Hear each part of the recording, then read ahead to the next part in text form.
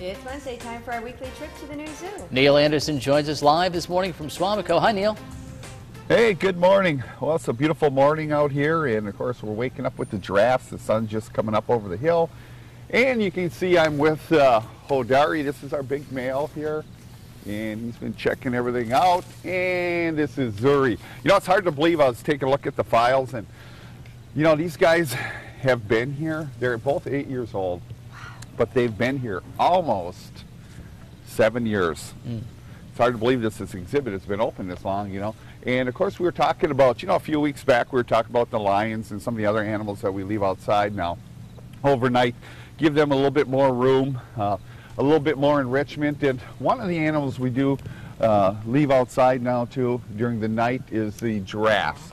In giraffes, of course, you think about overnight and sleeping.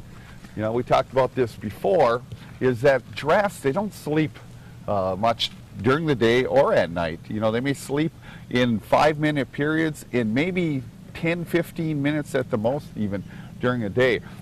Now, one of the things that we do when we leave the giraffes out to spend a night like this, we leave their giraffe door open so they can go inside the building. And like when I came in this morning, they were hanging out inside, and they really like to be inside at the night, you know, for some periods of time, and then they'll come back out.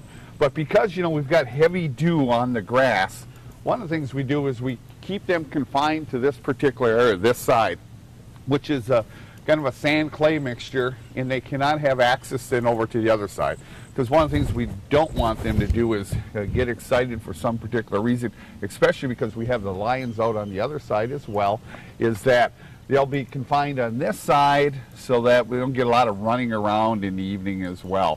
Now, one of the things too, we do have a night keeper that has the ability to go ahead and check on everybody throughout the night as well.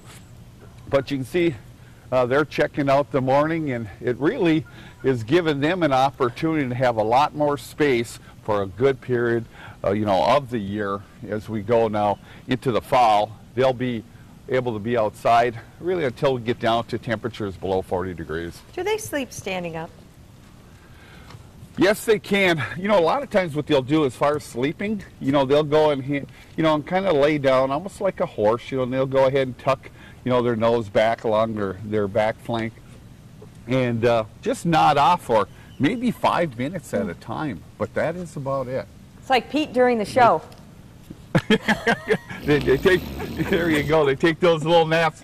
I got to show you, he's checking out right now. You can see he's over here, he's checking out this turkey. We had to move the turkeys over by him. Oh yeah. I don't think he's real happy about that, but the turkey's on like a turkey timeout because they can't get along with the sandhill crane over in the deer yard. The so drama at the fights. new zoo. Yeah. My goodness. Yeah.